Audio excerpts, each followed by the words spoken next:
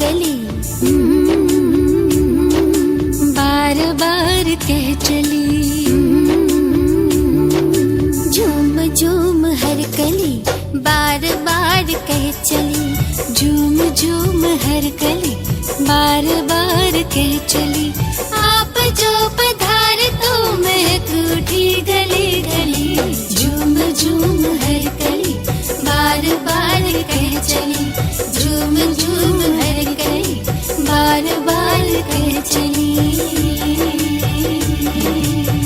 कुछ सुविधाएं हैं लेकिन मन शांत नहीं है। तो मन को शांत करने का, मन को एकाग्र करने का, मन को संतुलित करने का एक ही कारगर जो उपाय है वो है राजयोग मेडिटेशन।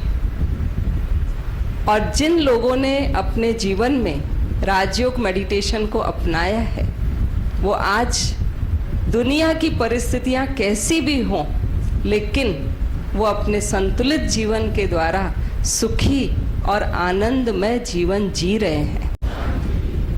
आज हम सभी इस आध्यात्मिक परिसर में एक विशेष विषय को लेकर के एकत्रित हुए हैं।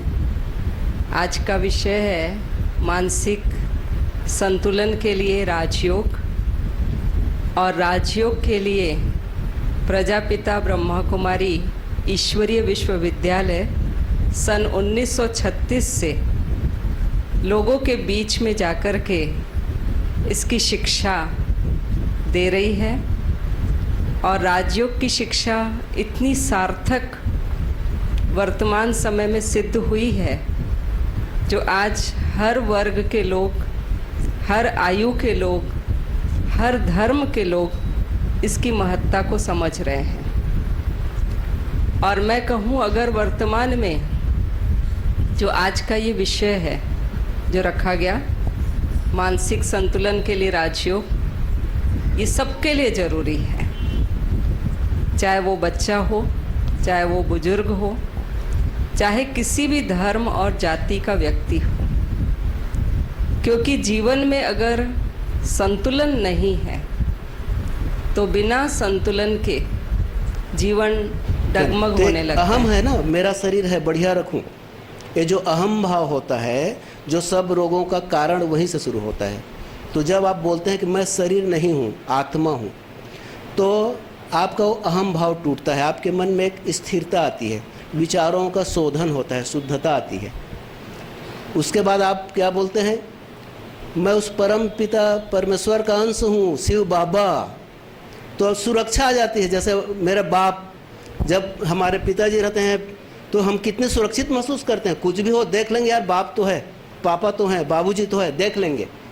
तो जैसे ही आप कनेक्ट हो जाते हैं कि मेरे ऊपर कोई है, मैं उनका लाडला हूँ, मैं उनका बच्चा हूँ, तो आप सुरक्षित महसूस करते हैं अपने आप को। उसके बाद जब आप ध्यान की प्रक्रिया में जो भी विधियाँ हैं, जब आप उससे गुजरते हैं तो मन की चंचलता, अवसाद, चिंता, ये सब अपने आप दूर होती चली जाती हैं। वो ऐसा नहीं जैसे आप आग को छुएंगे ना तो हाथ जलेगा ना, जलेगा ना। यदि आपने आग को छुआ, हाथ नहीं जला तो आग नहीं है, वो कुछ और होगा। उसी तरह से जब आप योग का अभ्यास करेंगे, चाहे राजयोग हो, कुंडलिनी योग हो, या आपका पतंजल योग हो, वशिष्ठ योग हो, हठ योग, जो भी हो, योग मतलब जोड़, जुड़ाव, जुड़ना, कनेक्ट होना। युज्यते अनन इति योग। कई लोगों से जब जुड़ते हैं तब योग होता है। तो जब आप योग जब आप करेंगे तो शरीर तो आपका स्थिर होगा। जैसे मैंने शुरू में बोला, हाँ बैठ जाइए पहले। महर्षि पतंजलि ने इसी बात को कहा कि भाई अगर हमको समाधि तक जाना है, अर्थात मूलाधार की ऊर्जा को हमको शास्त्रार्थ तक पहुंचाना है, तो सबसे पहले यम के सिद्धांत को धारण करना पड़ेगा, अर्थात अहिंसा, सत्य, अस्तेय, ब्रह्मचर्य और अपरिग्रह। इन 5 बातों को जब हम जीवन में धारण करते हैं तो फिर नियम का पालन करना होगा। शौच, संतोष, स्वाध्याय, तप, स्वाध्याय और ईश्वर प्रणिधान। ईश्वर प्रणिधान यानी प्रत्येक प्राणी मात्र में, हर जगह, जड़ चेतन में, सब जगह ईश्वर को देखना। अब जड़ चैतन्य में सब जगह ईश्वर को हम कैसे देखें? भगवान ने तो श्रीमद् भगवद गीता में स्पष्ट कहा है कि 5 तत्व का नाम लिया और मन बुद्धि अहंकार ये मेरे जड़ प्रकृति है और चेतन प्रकृति जीवात्मा है, जिससे मैं संपूर्ण जगत को धारण करता हूं। तो जब हम इस आधार पर देखते हैं तो भगवान ने उसमें वर्णन किया है कि चंद्रमा सूर्य में मैं प्रकाश हूं, पृथ्वी में मैं गंध हूं। मतलब हम जो सुगंध हमको प्राप्त हो रहा है उससे क्या प्राप्त होता है? पृथ्वी तत्व प्राप्त होता है। जल में मैं रस हूं, आकाश में मैं शब्द हूं। उन्हीं की नाम को हमको हम योग शब्द से भी बोलते रस हैं। जब हम दो व्यक्ति को जोड़ते हैं, दो परिवार को जोड़ते हैं, दो समाज को जोड़ते हैं, दो देश को जोड़ते हैं, संपूर्ण विश्व को जोड़ने का ही नाम योग है। बिंदु दीदी ने बताया कि 1936 से इस ब्रह्म कुमारी आश्रम के माध्यम से लगभग 90 वर्ष हो गए हैं। 90 वर्ष में मुझे लगता है 90 करोड़ लोगों को योग के माध्यम से, इस ब्रह्म कुमारी के माध्यम से लोगों को कल्याण हुआ है।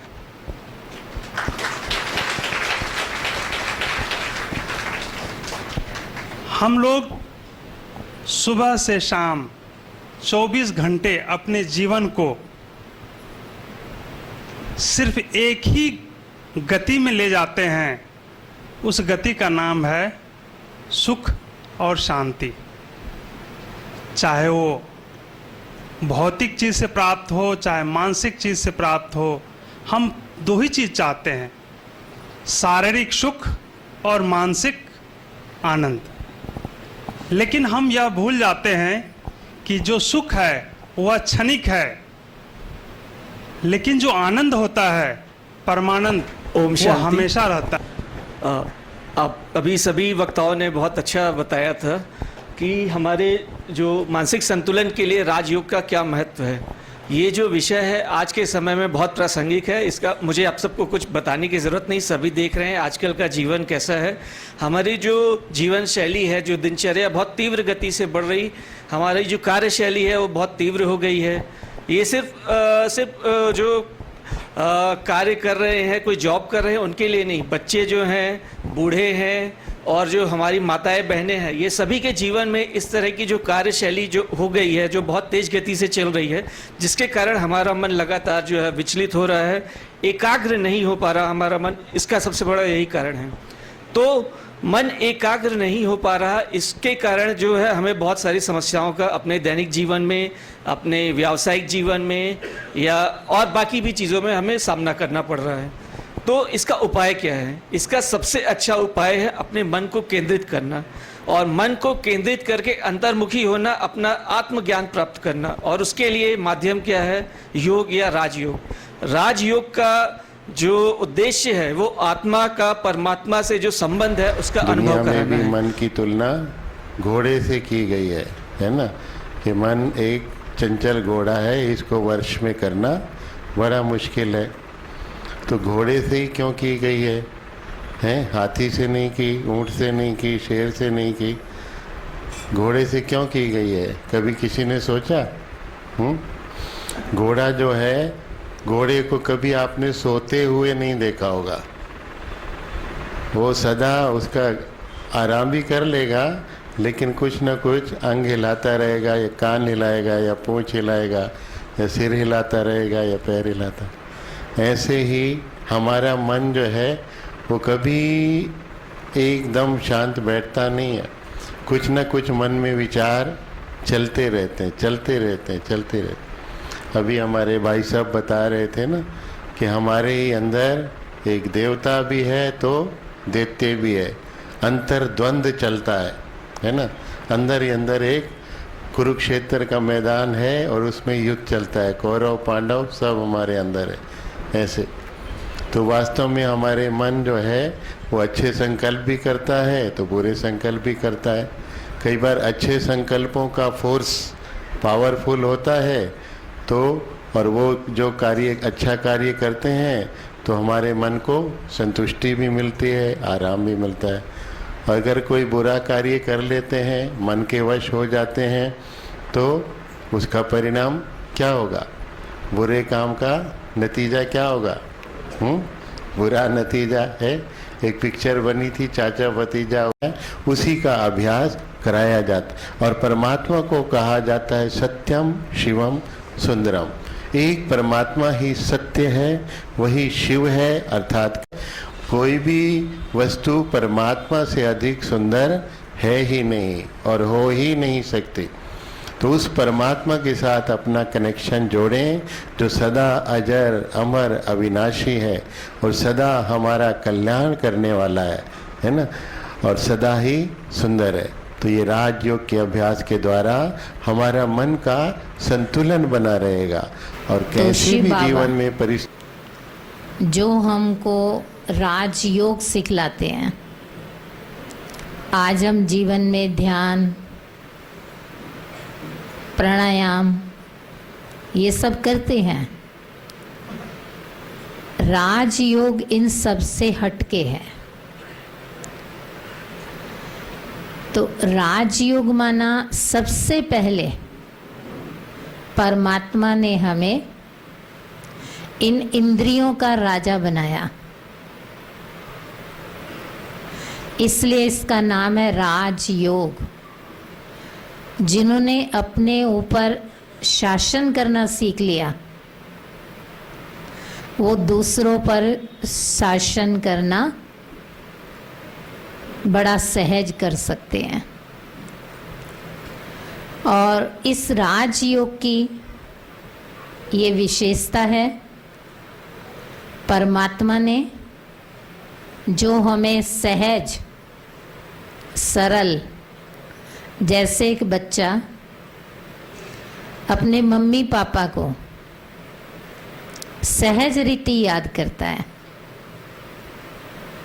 तो उसे क्यों याद आता है सहज? क्योंकि संबंध है, और जहाँ संबंध है, जिससे कोई रिश्ता है, उससे प्राप्ति भी जरूर होती है, मिलता भी जरूर है। तो इसलिए ये सहज राजयोग है।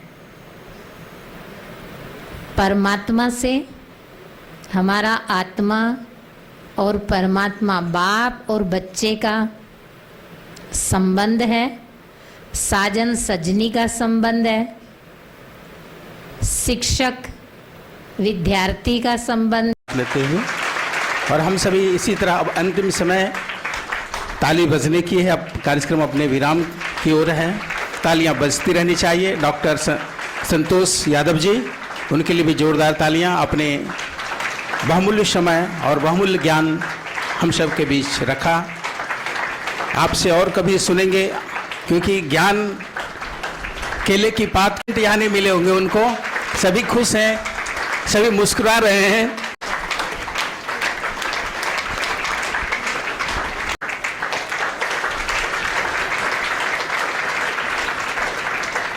आदरणीय रुक्मिणी दीदी जी।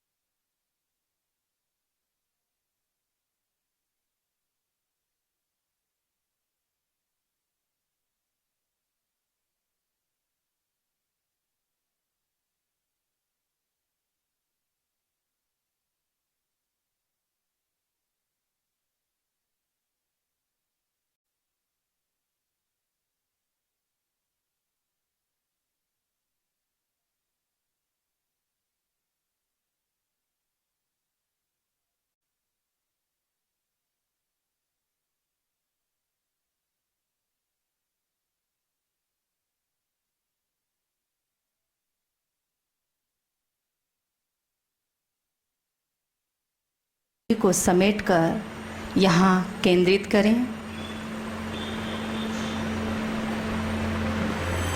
अनुभव करें यह पंच तत्व का शरीर इस शरीर में मस्तक मध्य परम पवित्र आत्मा हूँ।